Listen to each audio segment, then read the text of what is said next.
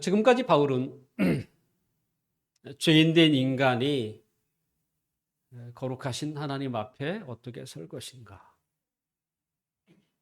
에 대한 내용들을 우리에게 계속적으로 이야기를 해주고 있습니다. 죄인이 하나님 앞에 설 수 있는가?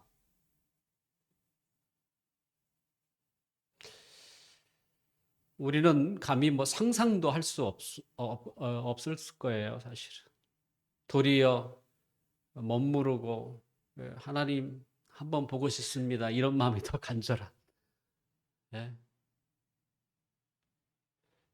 하지만 하나님이 어떤 분인가를 우리가 알면 알수록 하나님 앞에 서로가 서는 것이 그것은 결코 기쁜 일이 아닌 두려운 일이 된다는 것이죠.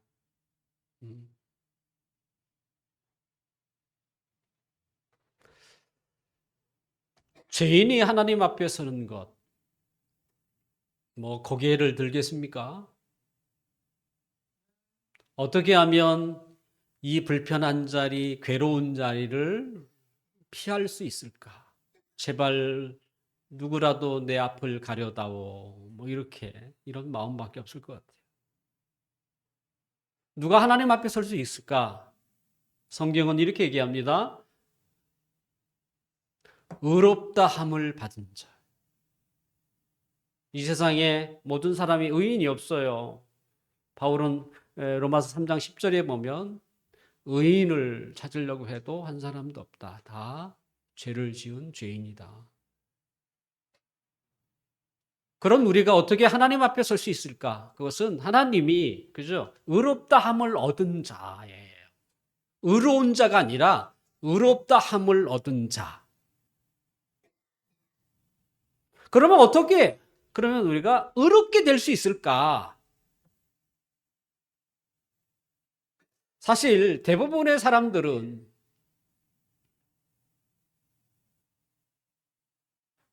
그런 질문을 하지 않습니다. 내가 하나님 앞에 어떻게 설까? 이런 질문도 하지 않아요. 그런데 역사와 자신의 인생을 누구보다도 진지하게 생각하는 사람이라면 그런 질문을 해요. 남들이 하지 않는 질문인데 스스로 그런 질문을 하고 또 그거 어떻게 하면 내가 신 앞에 갈 수 있는지, 신 앞에 설 수 있는지 그 해답을 찾기 위해서 나름대로 방법들을 시도하게 되죠. 어떤 사람은 내가 신 앞에, 때로는 하나님 앞에 서려고 갖은 고행을 막 겪어요.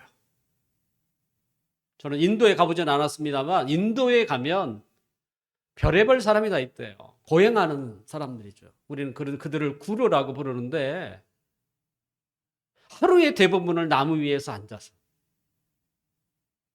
또 어떤 사람은 하루의 대부분을 그냥 앉아서, 그거 하루에 얼마나 많은 시간들을 앉아있는 게 그건 사실은요 곤욕입니다. 곤욕. 티벳 같은 나라는 성지를 가기 위해서 자기 집에서 아마 방송에서 보신 분들 계실 거예요. 아예 그냥 이렇게 무릎으로 가요. 그러니까 무릎에 가죽 이렇게 가죽으로 한 이런 무릎 보호대를 대고, 그럼 얼마나 많이 걸리겠어요. 그것도 높은 산. 오랜 시간 동안. 왜 그래요? 그분들은 이런 질문을 했던 사람이에요. 내가 신 앞에, 하나님 앞에 어떻게 설 것인가. 이들의 모습으로는 안 된다는 거 생각한 거죠. 그래서 그런 고행의 방법을 통해서 신 앞에 가려는. 또 어떤 사람은 종교적인 규칙을 잘 지켜요. 그래서 그 규칙을 누구보다도 철저히 잘 지키려고 하는 것. 목적이 뭐예요? 내가 신 앞에. 또 어떤 사람은 선한 행실을 하는 사람도 있습니다. 사실 종교라고 하는 것이 인간이 어떻게 신 앞에 설 수 있는가, 때로는 신 앞에 갈 수 있는가, 이런 질문으로부터 저는 시작되었다고 생각이 됩니다. 제사를 드리는 일, 때로는 예배를 드리는 것도 어떻게 해요? 신 앞에 서려는, 신 앞에 가려는 시도라고 말할 수 있겠죠. 이 세상에 얼마나 많은 종교가 있습니까? 모르긴 몰라도 수천 가지 종교가 있을 것입니다. 그런데 기독교를 제외한 모든 종교는 제가 앞서서 얘기했던 고행, 종교적인 규칙 또는 선한 행실 또는 예배나 제사나 미사와 같은 그 행동을 기반으로 삼고 있어요. 그런데 기독교는 좀 달라요. 하나님 앞에 어떻게 서야 할 것인가라고 할 때 행위가 배제, 용납하지 않습니다. 지극히 작은 행동도 용납하지 않아요. 옷을 추려입고 뭔가 마음을 가지런히 해서 하나님 앞에 예배 드린다고 해서 그 행동으로 우리가 의로워지고 그 행동으로 하나님 앞에 설 수 있는가? No.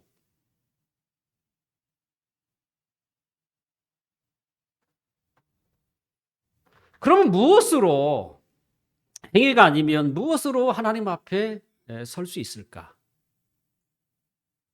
아무리 연구하고 골똘히 생각해도 우리에게는요, 길이 안 보여요. 행위가 아니면 어떻게 해야 할지 아무도 몰라요. 그러니까 뭐예요? 아까 얘기했던 구루와 같은 위대하다고 말할 수 있는 고승, 이런 사람들은 다 뭐예요? 그냥 고승이 되는 게 아니에요. 식음을 전폐하고 돌을 닦고 수십 년 동안 인고의 과정을 통해서 그들은 뭐예요? 신기에 가려고.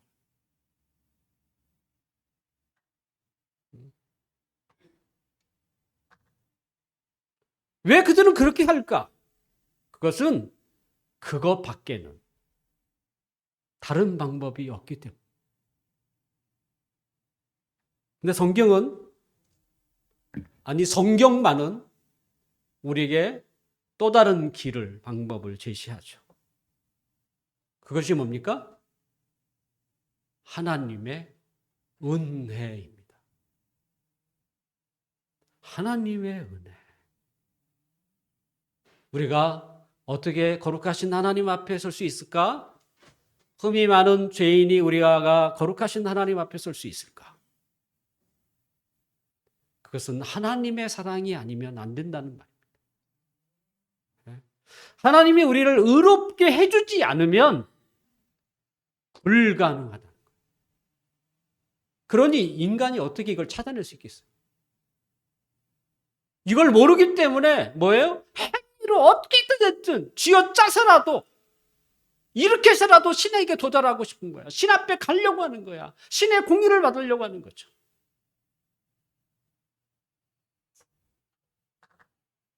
저는 그런 의미에서 성경이 참 대단하고 기독교가 참 놀랍다라고 생각이 돼요. 다른 종교에는 이런 게 없습니다. 실제 없습니다. 오직 기독교만이 방법이 달라요. 하나님의 사랑을 의지하고 하나님의 은혜로 하나님 앞에 서는 것. 그러니까 우리에게는 아무런 자격이 없다는 것이죠.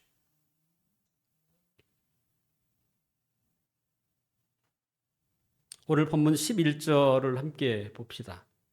바울은 이 부분에 대해서 어떤 마음과 생각을 가지고 있는 11절 앞에 모니터에 있는데요. 우리 함께 읽어볼까요? 시작. 형제들아 내가 지금까지 할례를 전한다면 어찌하여 지금까지 박해를 받으리요?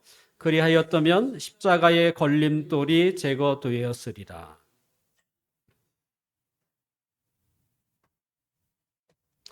사도 바울은 제가 여러분에게 이야기했던 이것을 자신의 모습을 통해서 설명을 해요. 인간이 하나님의 은혜로만 의롭게 된다는 사실, 인간이 하나님의 은혜로만 하나님 앞에 설 수 있다는 사실을, 근데 그것을 어떻게 표현하냐면 그 거짓 가르쳤던 유대 선생들이 얘기했던 할례를 이야기를 해요. 유대로부터 왔던 이 선생들은 뭐라고 합니까? 할례를 행해야 한다 이렇게 얘기하고 있어요. 그래야만 하나님 앞에 갈 수 있다. 근데 할례가 뭡니까? 그것을 하느냐 마느냐에 중요한 게 아니고요. 행위예요, 행위. 행위. 바울은 이 복음을 가지고, 복음이 뭡니까? 세상이 알지 못하는 방법이죠. 세상은 행위잖아요. 선한 행실이 됐든 종교적 규칙이 됐든 고행이 됐든 이와 같은 것으로 신께 가려고 하는 것인데 전혀 다른 방법. 인간이 수많은 역사를 통해서 아무리 발견해도 발견하지 못했던 새로운 방법. 복음. 오직 하나님의 사랑과 하나님의 은혜로만 죄인은 하나님 앞에 설 수 있다. 이 엄청난 복음의 비밀. 이것을 사람들에게 알려주는 거죠. 왜냐하면 사람들이 그걸 알지 못하니까. 고승도 알지 못하고요. 뛰어난 수련가도 알지 못하는 방법. 나만 알고 있는 것이라면 나눠줘야죠. 알려줘야죠.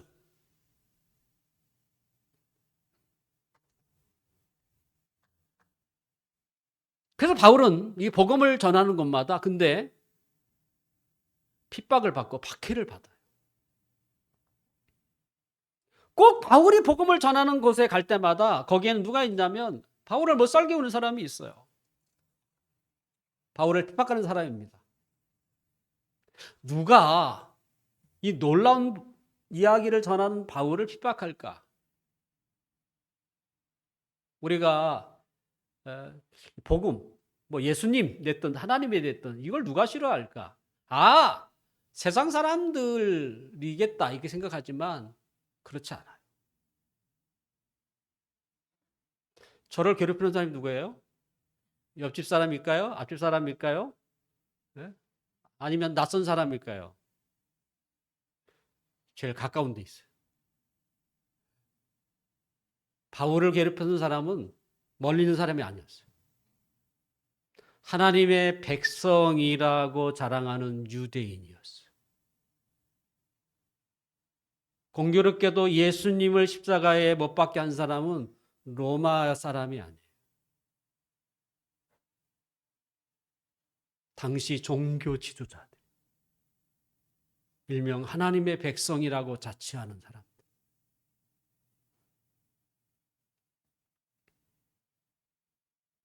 그러면 왜 유대인들이 바울이 전하는 복음을 듣고 왜 바울을 박해하게 됐는가?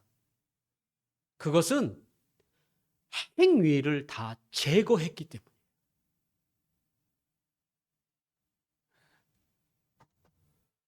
인간이 하나님 앞에 서려고 한다면 십자가라고 하는 하나님의 사랑을 받아들이면 된다고 바울은 얘기했어요. 근데 여기에는 뭐예요? 행위가 없어요. 유대인들에게는 바울이 전하는 말이 말도 안 되는 얘기예요. 어떻게 하나님의 아들이라는 예수 그리스도가 하나님의 저주의 상징인 십자가에서 죽을 수 있느냐?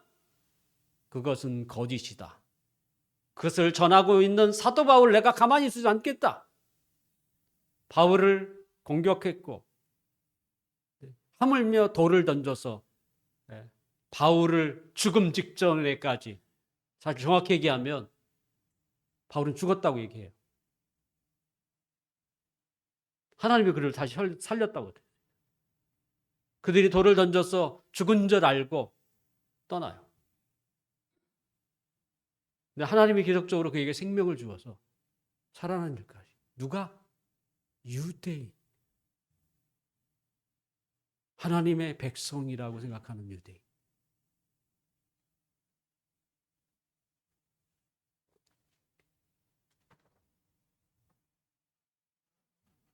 예수님이 지신 십자가는 인간을 사랑하시는 하나님의 증표입니다.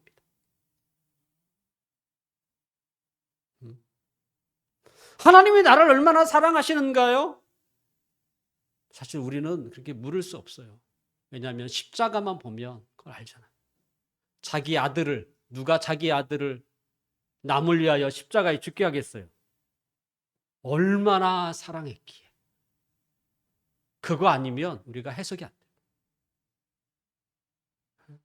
그 사람을 얼마나 사랑했길래 자기 아들까지 죽게 하는가. 그러므로 십자가는 죄인을 사랑하시는 하나님의 사랑의 결정체죠. 그리고 십자가는 인간이 하나님 앞에 나아갈 수 있는 유일한 길이 그곳에 있음을 우리에게 알려주고 있는 거예요. 하나님의 사랑을 받는 것이죠. 받아들이는 거예요. 하나님이 나를 이처럼 사랑했구나 라는 것을 믿는 것이고요. 그것을 받아들이는 거예요. 그러면 우리가 하나님 앞에 어떻게 설 수 있다는 거예요. 하나님이 우리를 의롭다 여겨주신다는 거예요.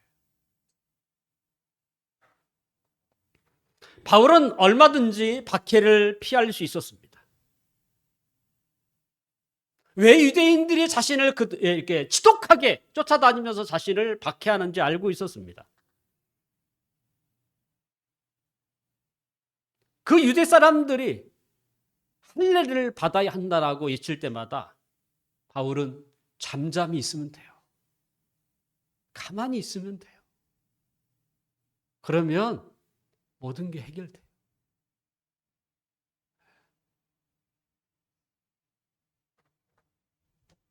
근데 바울은 그럴 수 없다고 얘기하는 거예요.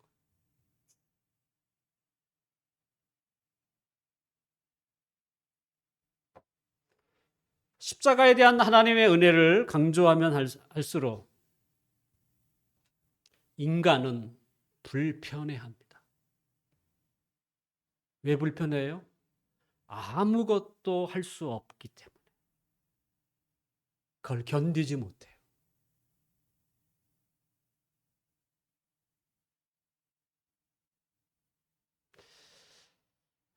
회사에서 신입사원을 뽑았습니다. 절전부터 그에게 일을 맡기면 얼마나 좋겠어요. 더군다나 그는 지금 무엇이든지 맡긴다면 무엇이든지 할 수 있는 지금 자존감이 지금 막 충만한 상태.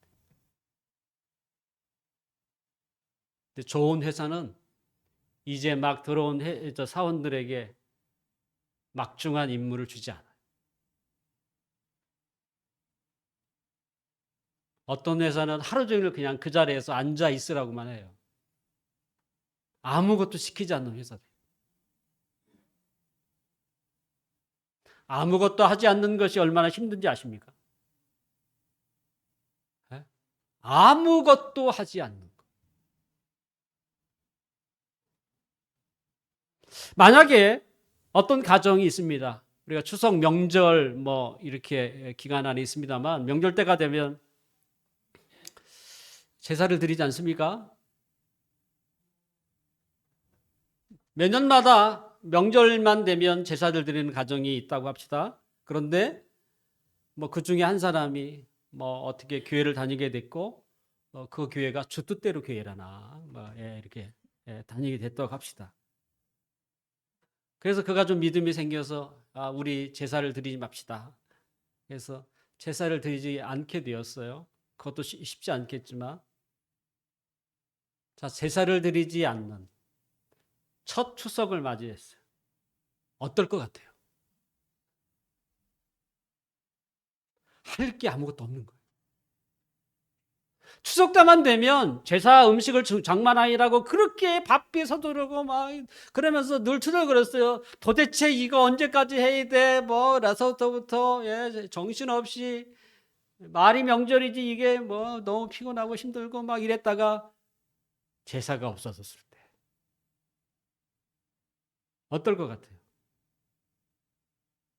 그게 더 어색하고 그게 더 이상하게 느낄 것입니다. 그리고 한편에서는 이런 생각을 할 것입니다. 차라리 번거롭더라도 제사를 드리는 것이 훨씬 마음이 편하다. 십자가는 인간에게 걸림돌 자체예요.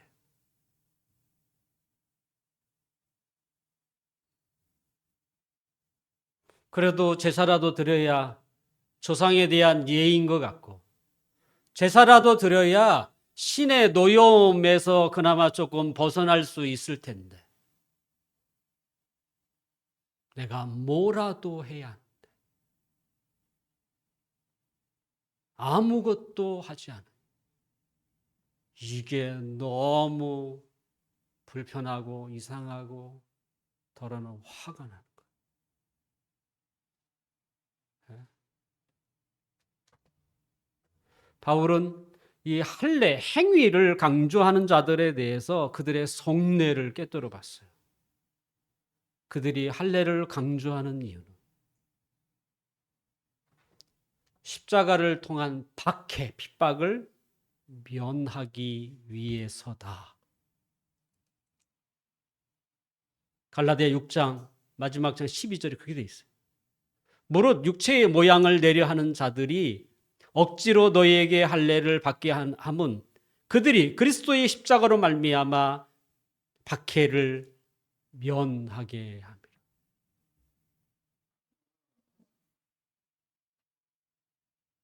십자가 복음은요, 사람들이 불편한 것입니다. 왜 불편해요? 아무것도 할 일이 없기 때문에.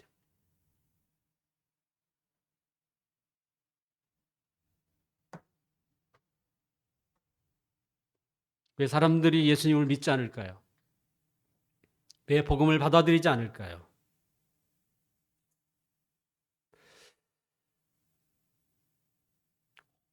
혹 그 중에는 믿고 싶어도 믿지 못하는 나는 사람이 있습니다. 근데 과연 그럴까요? 저는 안 믿고 싶은 것이고 또 핍박을 피하고 싶은 것.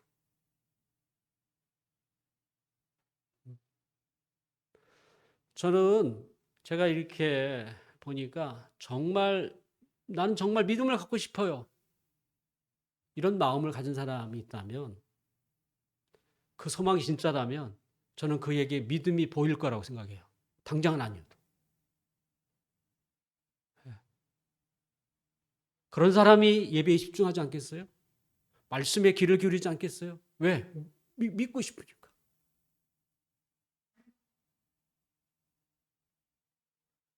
제가 우리 교회 그 김경옥 씨를 오늘 일이 있어서 못 나오셨지만 그분을 봐도 알 수 있어요. 정말 그분은 믿고 싶은 거예요. 그래서 그렇게 집중해요. 그분이 한국 사람이었다면 조선족이 아니라 한국 사람이었으면 저는 그에게 믿음이 벌써 들어갔다고 생각해요. 근데 제가 하는 말을 100% 다 이해를 못 하세요.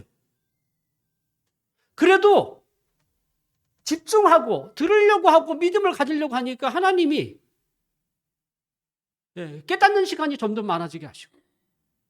그래서 제가 그거 보면서 이분 곧 예수 믿겠네. 이런 마음이 저에게 확 들더라.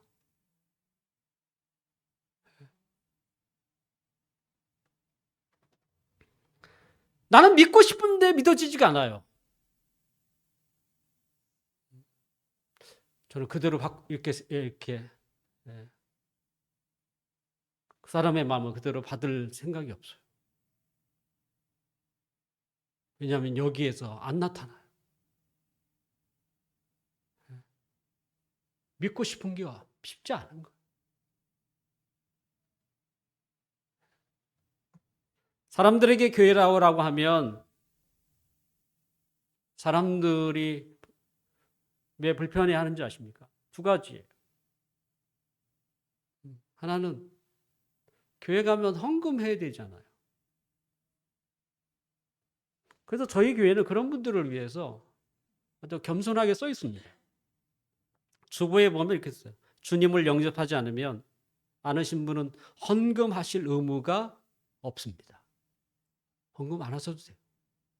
아예 써놨어요. 네. 양심의 가책을 받을까봐 아예 써놨어요. 가책도 받지 말라고.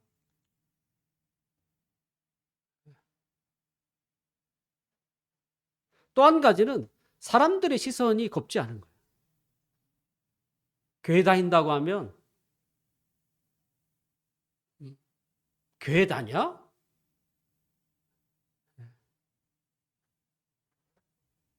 결국 그와 같은 것들이 교회를 다니지 못하게 하고 예수님을 못 차게, 그저 믿지 못하게 하는 거예요. 그런 면에서 보면 여기 계신 분들은 최소한 두 가지를 극복한 사람이라고 저는 생각이 돼요. 근데 무엇이 그런 것을 극복하게 했을까? 헌금으로부터 자유, 그리고 사람들의 따가운 시선으로부터 우리가 왜 자유를 할 수 있을까? 도리어 당당할 수 있을까? 그것은 그것보다 훨씬 더 큰 은혜가 우리에게 있기 때문입니다. 하나님의 은총이 있기 때문에. 내가 헌금해도 아깝지 않을 만큼 하나님의 은혜가 있다면, 내가 다른 사람들에게 따가운 시선을 나에게 주어도 내가 당당하게 하나님을 믿는 것을 자랑스럽게 여기는 하나님의 은총이 내 안에 있다면, 그런 시선이 그렇게 두렵지 않아요.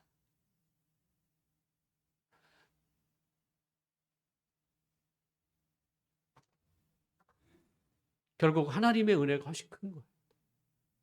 그것들을 덮고도 남을 만큼. 여러분에게 그런 믿음이 있으신가요?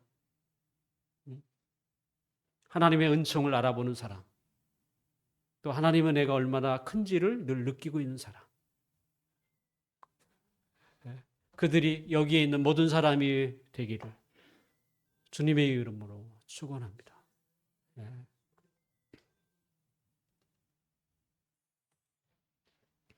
그러므로 십자가는 은혜요, 십자가는 믿음이요, 또 십자가는 자유라고 말할 수 있어요. 그 십자가 안에 그게 다 들어가 있어요. 하나님의 은혜가 거기에 표시되어 있고요, 또 하나님이 주시는 믿음이 거기에 들어가 있고, 또 하나님이 주시는 자유가 그 안에 담겨 있어요. 십자가 안에. 십자가를 사랑하는 사람은 다른 사람들이 불편해하는 길을 홀로 믿음으로 또 자유롭게 그 길을 걸어가는 사람이라고 할 수 있습니다. 자, 그와 같은 사람들이 살기에 적합한 곳이 어디겠어요? 천국입니다. 하나님 나라예요. 그런데 실제 우리가 살아가는 곳은 천국이 아니에요. 이 교회 공동체가 세상보다 훨씬 좋은데, 전 좋다고 생각해요. 이런 공동체가 없어요, 사실. 하지만 여기도 천국이 아니에요.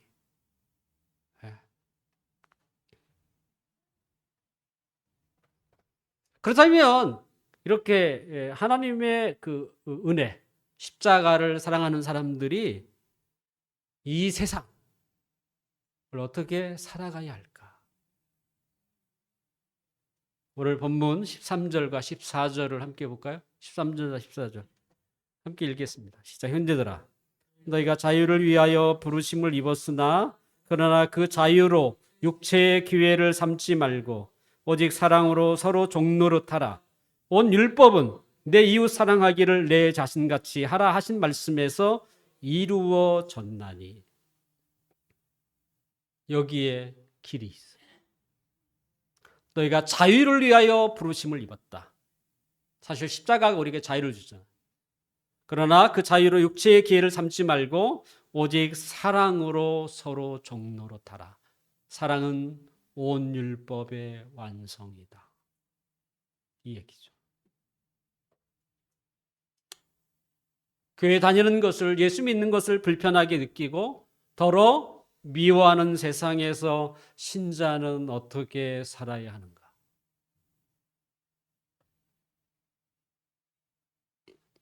우리는 유대인의 전철을 밟아서는 안 됩니다.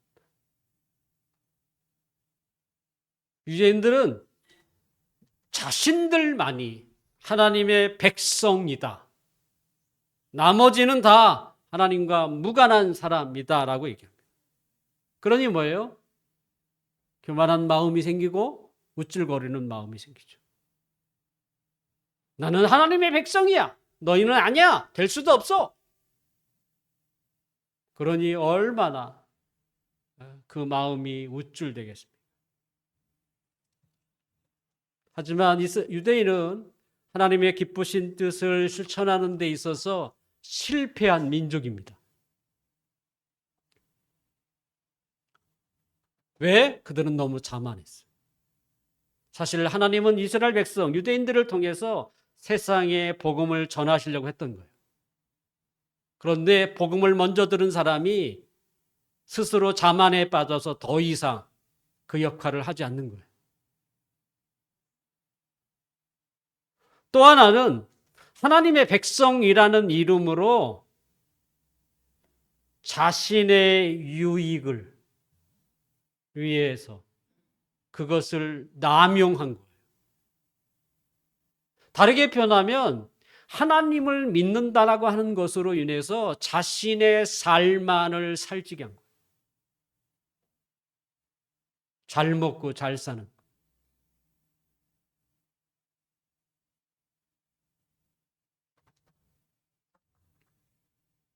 그들의 실패 이유예요.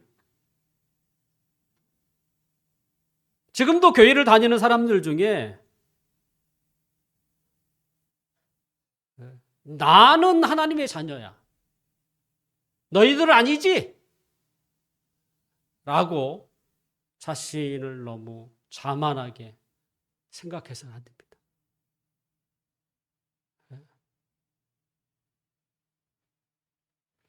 그리고 하나님이 주신 자유를, 때로는 하나님이 주신 은혜를 남용해서도 안 돼요. 자신의 탐욕을 위해서, 자신의 성공을 위해서. 오늘 바울은 육체의 기회로 삼지 말라고 하죠. 자기 성공과 자기 만족을 채워가는 일에 하나님이 주신 은사와 선물을 남용하지 말라는.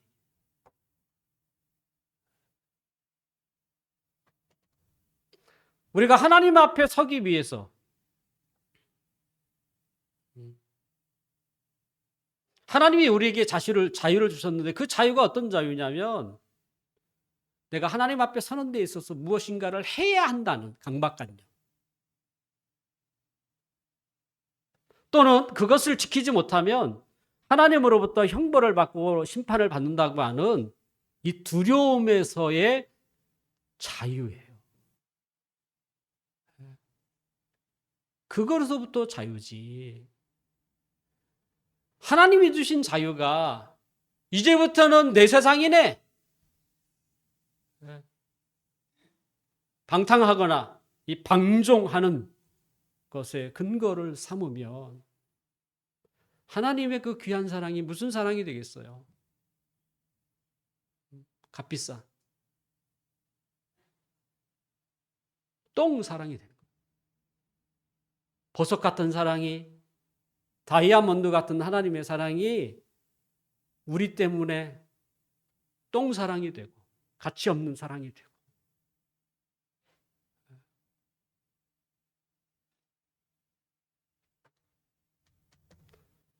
어떤 사람이 말 그대로 힘들게 벌여서 그것을 모아서 자기보다 더 어려운 사람에게 이렇게 기부를 도와줬다고 합시다. 그게 얼마나 귀한 것입니까? 수십 년 동안 아끼고 아껴서 모은, 그것도 부자도 아니고. 근데 그 돈을 그 사람이 방탕하는 일에 다 썼다면,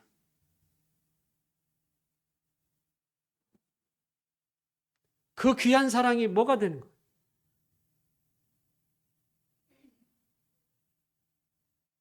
바울은 지금 우리에게 그 얘기를 하고 있는 거예요. 자기 아들을 아끼지 않고 우리에게 내주신 그 하나님의 엄청난 사랑이 우리 때문에, 그게 헐값의 사랑으로 내팽겨쳐서는 안 된다는 거예요.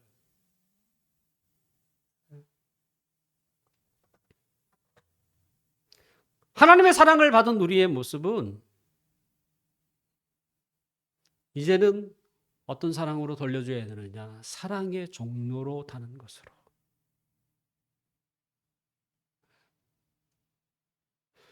우리가 하나님을 알기 전에는 우리도 종처럼 살았어요. 노예처럼 살았어요.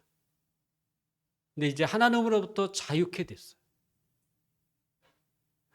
그런데 우리가 어떻게 다시 뭐예요? 노예가 되는 거예요. 종이 되는 거예요.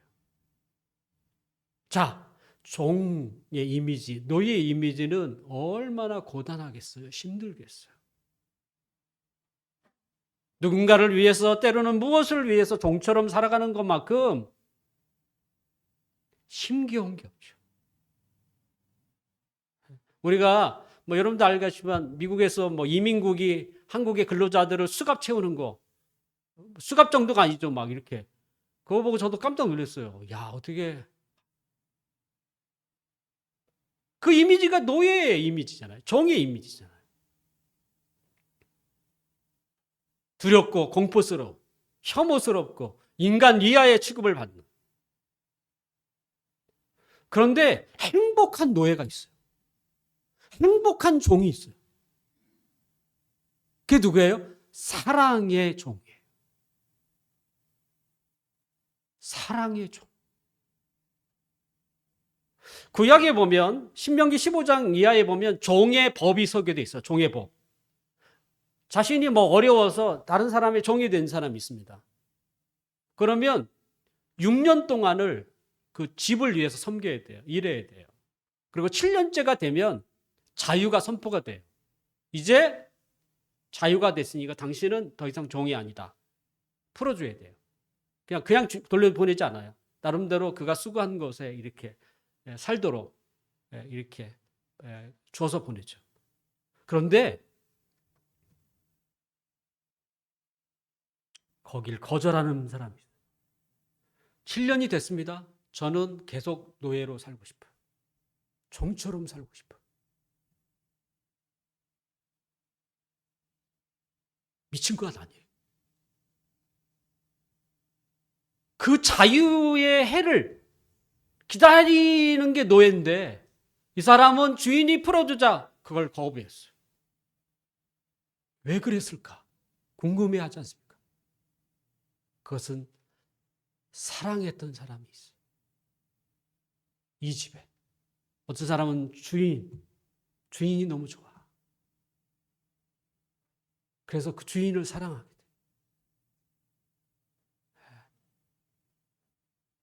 그래서 스스로 사랑의 종이 돼요. 이건 힘든 일이 아니에요. 이것처럼 행복한 일이 없습니다. 분명 우리는 종에서 해방된 사람이에요. 자유를 얻은 사람이에요. 그런데 우리가 뭐예요? 종으로 다시 들어요. 그런데 옛날의 종이 아니에요. 그런 두려움과 공포의 종이 아니에요. 행복한 종, 사랑의 종. 사랑으로 종노릇하라. 이번 달에 결혼하는 저희 교회 청년이 있습니다. 본인이 하는 것처럼 저렇게 좋아할까요? 예.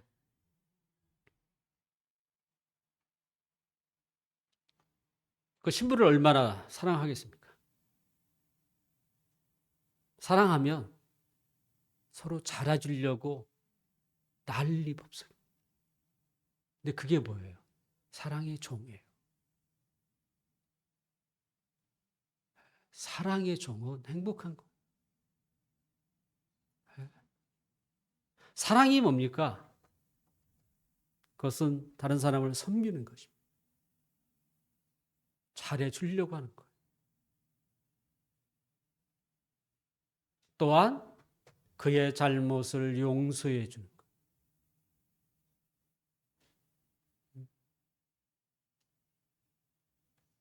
자신이 가진 자유를 스스로 포기하고 사랑의 종으로 살아가는 사람들, 그들이 십자가를 사랑하는 사람.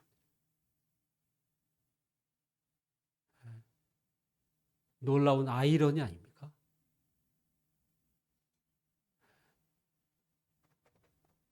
서로 잘났다고 하고 남을 헛듣고 비난하고 서로를 낮추려고 하면 그것은 망하는 것입니다. 오늘 본문 15절에 보면 만일 서로 물고 먹으면 피차 멸망할까 조심하라 이렇게 돼 있어요.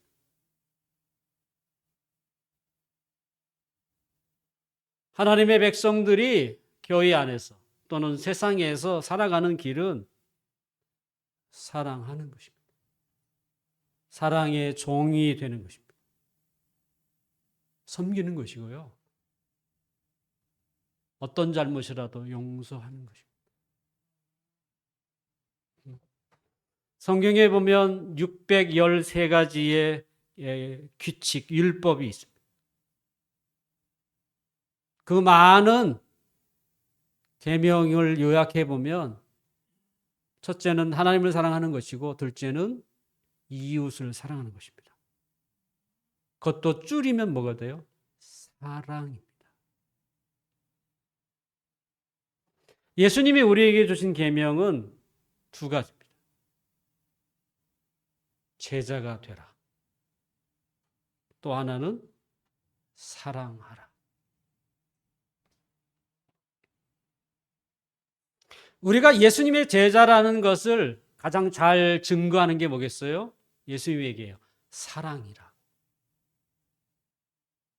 결국 예수님도 우리에게 말하려고 하는 게 사랑입니다. 서로를 섬기는 것입니다. 서로를 용서하는 거예요. 또 서로를 인정하고 높여주는 것입니다. 어디에서? 교회뿐만 아니라 세상에서. 그러면 그는 누구예요? 주님의 제자인 거예요.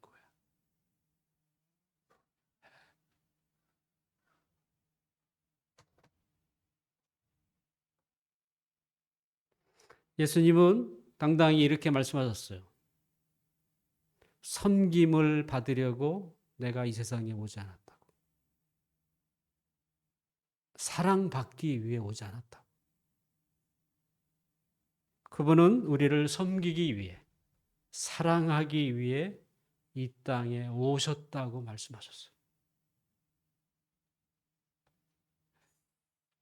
결국 사랑의 종노릇은 예수님이 먼저 우리에게 본을 보여주셨어요.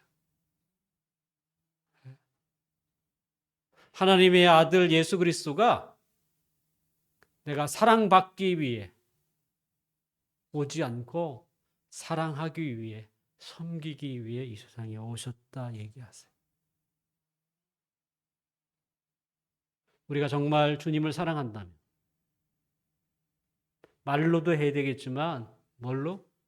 행실로 보여줘야죠.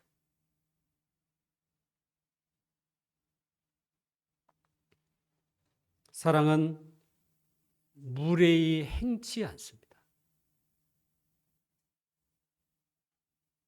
무례하게 행동하지 않습니다. 사랑은 오래 참는 것입니다. 사랑은 다른 사람의 이익을 먼저 생각하고, 사랑은 성내지 않습니다. 사랑은 자랑하지 않습니다. 사랑은 불의를 기뻐하지 않습니다. 사랑은 진리를 기뻐합니다.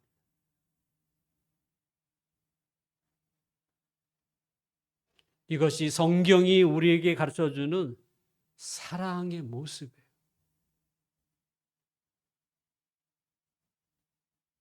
분명 세상의 사랑은 이와 다를 수 있습니다. 성경이 우리에게 말하는 사랑은 사실은 수준이 높은 거예요. 고상한 사랑이에요. 이제 막 결혼하는 풋풋한 신랑과 신부의 사랑이 아니라 오랫동안 인생을 살면서 싸우기도 하고 또 화내기도 하면서 깎이고 이제는 성숙한 사랑, 무르익은 사랑. 성경은 우리에게 이것을 요구하고 있습니다.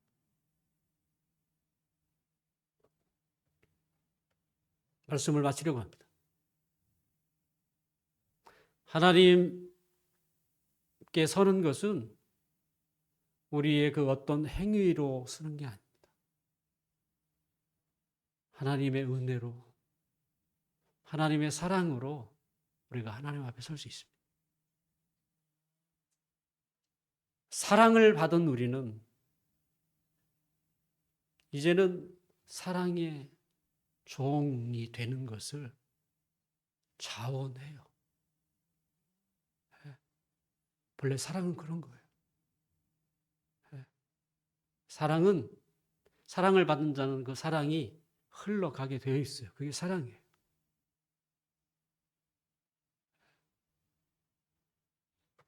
성경이 우리에게 이야기하는 이 사랑의 종의 모습, 그것이 우리에게 아름다운 열매로 맺어지길 바랍니다. 그래서 우리의 모습을 통해서 우리가 주님의 제자인 것뿐만 아니라 하나님의 사랑이 조금이나마 보여지는 그 놀라운 삶을 살아가시기를 주님의 이름으로 축원합니다.